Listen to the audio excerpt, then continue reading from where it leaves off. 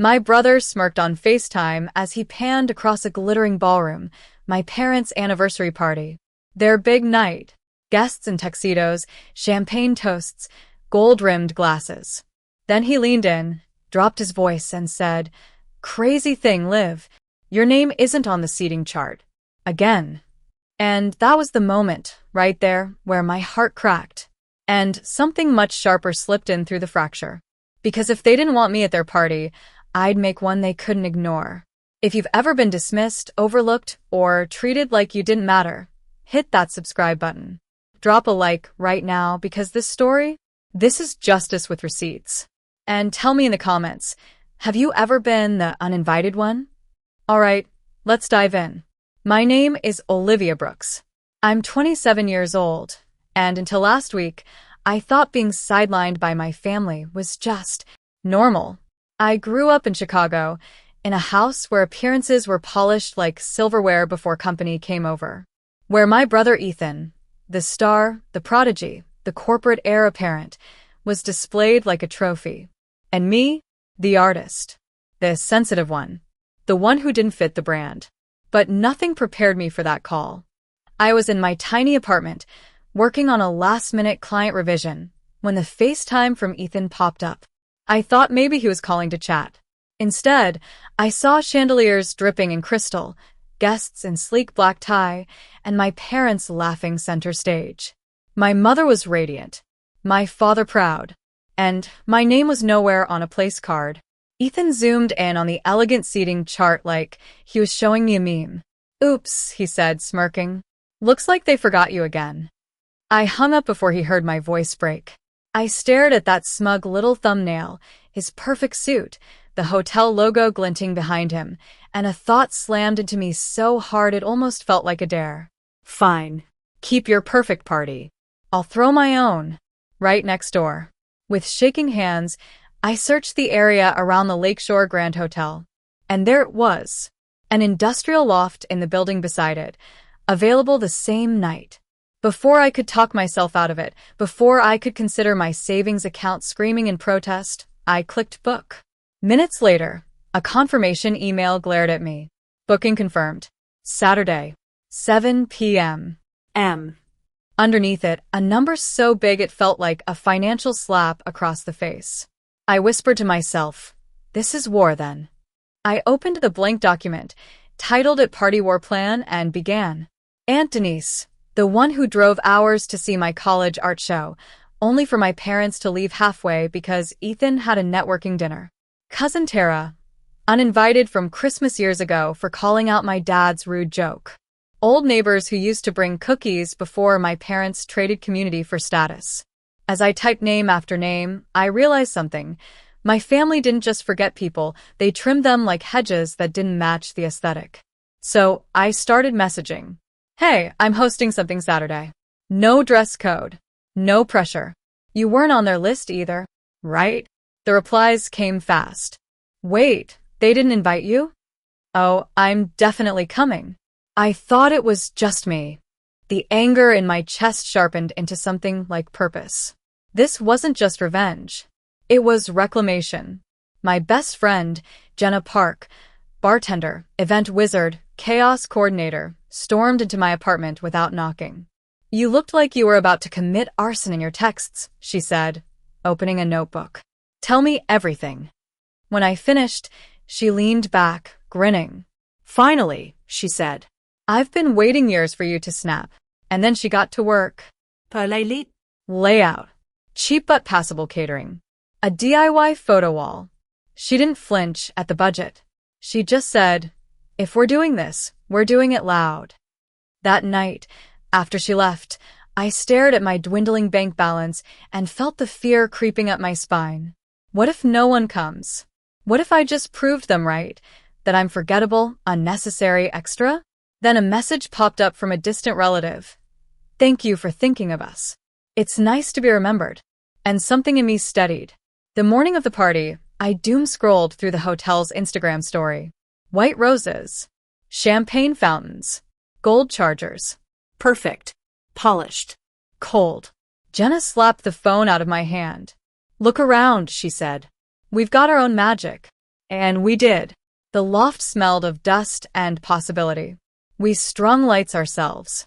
We covered mismatched chairs with linens Jenna found on clearance.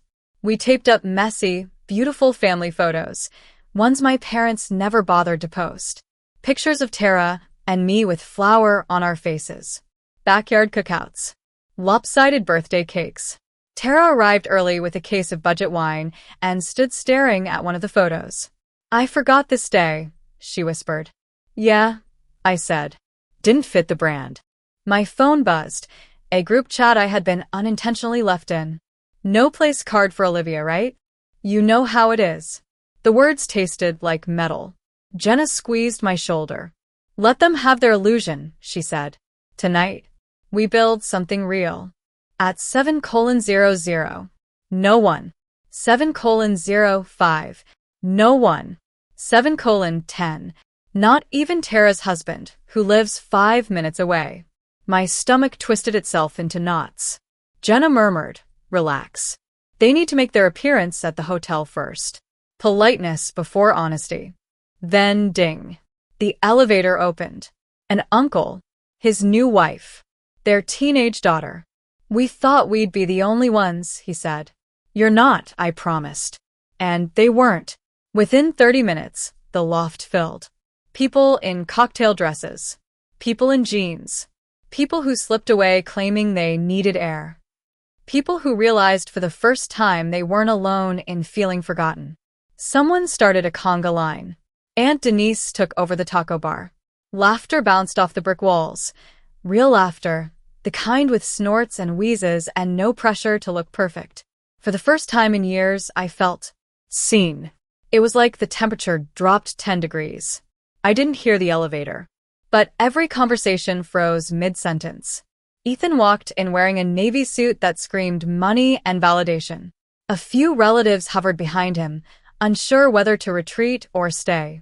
He scanned the loft with that perfect, curated calm of someone used to being the center of attention. "Well," he said loudly, "I leave the main event for an hour and find this." He said this like we were graffiti on a marble wall. "I didn't realize you were hosting a competing event." Bold move, Liv. "It's not competing," I said quietly. "It's just inclusive." A small, tense laugh rippled through the room. He stepped closer. "Mom is in tears. Dad is furious. You could have talked to them." "Talk," I repeated. "Like when I tried to talk after you hijacked my college graduation. Or when you told Mom inviting me to your promotion party would make things tense?" Something flickered in his eyes. "Guilt. Quick. Gone." "You're being dramatic," he said. I almost laughed. "Funny. The drama only happens when the golden child is inconvenienced." Uncle Mark stepped forward. "We're here because Olivia invited us," he said. No one downstairs remembered we existed. My aunt chimed in. "This is the first time I've felt like a Brooks event wasn't a performance." Ethan's cheeks flushed. "This is manipulation," he snapped. "You're turning them against Mom and Dad." "No," I said. "They're realizing what's been happening for years." A single clap came from the back. Then another. Then a wave. Ethan paled. "You're burning the bridge," he hissed. "Maybe the bridge needed burning," Jenna said from behind me. For once, he had no comeback. Jenna whispered, "You still have that email, right?" My chest tightened. 2 weeks earlier, at my parents' house, I'd seen a thread open on my mom's laptop. Anniversary final guest list. My name, then a reply from Ethan. "Honestly, Mom, inviting Olivia will just make things tense. Let's keep it simple. Immediate family only, smiley face, followed by, 'You're probably right,' from my mom." I had quietly forwarded it to myself. Not to use, but because I needed proof I wasn't imagining things. Now, with a room full of people who had lived similar erasures, I connected my phone to the projector. The wall lit up with the email. Gasps. Mouths covered. Whispers of, "I knew it." "This," I said softly, "is how I learned I wasn't invited. Not forgotten. Removed." I explained why I showed it, not to destroy them, but to finally stop gaslighting myself. People began sharing their own experiences. They told me you didn't like family events. They said you wouldn't come. They said you were too busy. We weren't scattered by coincidence. We were edited out. The elevator dinged again. Silence slammed the room. My parents walked in like they were entering a courtroom. Jaw tight, eyes sharp, tension radiating off them like static. "Olivia," my father said. "What have you done?" I folded my arms. "Threw a party. You should recognize the concept." A few people let out nervous laughs. My mother's eyes locked on the projected email. She flinched. "You had no right to display that," she said. "Private decisions," I replied, "have public consequences." The crowd murmured in agreement. "We invited people who support us," my mom insisted, "who don't bring drama." My laugh cut through the room. I avoided drama for years. I shrank myself. I skipped events so you wouldn't have to pretend I belonged. And you still crossed my name off.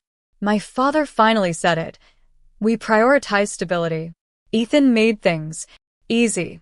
"And I didn't fit the brand," I replied. "Say it out loud." They exchanged a glance. The kind married couples share when they've run out of excuses. My mother's voice cracked. "We favored him," she said. "We thought you were strong enough not to need as much." "We were wrong." My father nodded. "We were wrong." It wasn't applause-worthy. It wasn't cinematic. But it was real. And sometimes that's more powerful. Words spread fast, faster than they could control it. Half the ballroom emptied by dessert. Place cards sat untouched beside full plates of cake. My parents' business clients were confused, then concerned. Hotel staff whispered. Ethan's colleagues saw the screenshot and started asking uncomfortable questions. Choices have consequences, even for golden children. Back in the loft, things softened. People mingled. My parents watched quietly, forced to see the community they'd ignored. My father approached me eventually. "You did this in a week?" he asked, stunned. "With help," I said. "From the people you forgot." He nodded. "You're good at this." Not praise. Recognition. Finally, my mother added, "We don't know how to undo the damage. But we want to try. If you'll let us." I didn't give them an easy out. Trying means real work. Therapy. Listening. Changing the way you treat the family you didn't choose. They agreed. Cautiously. Humbly. Not forgiven. But accountable. As the night wound down, people hugged me, thanked me, told me they hadn't felt this connected in years. Jenna flopped beside me, grinning. "This is going to be a family legend," she said. The night Olivia broke the Brooks mythology. I looked around at the warm, imperfect room. The photos. The laughter. The people who showed up because someone finally remembered them. The real revenge wasn't humiliation. It was revelation. I hadn't stolen guests. I'd given them somewhere real to go. Sometimes family doesn't realize the damage they've done until you hold up a mirror.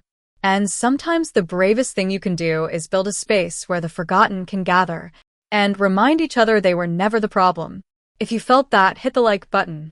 Subscribe for more stories where justice isn't just served, it's crafted. And tell me in the comments, have you ever forgiven your family after the truth came out? Or did you build a new one instead?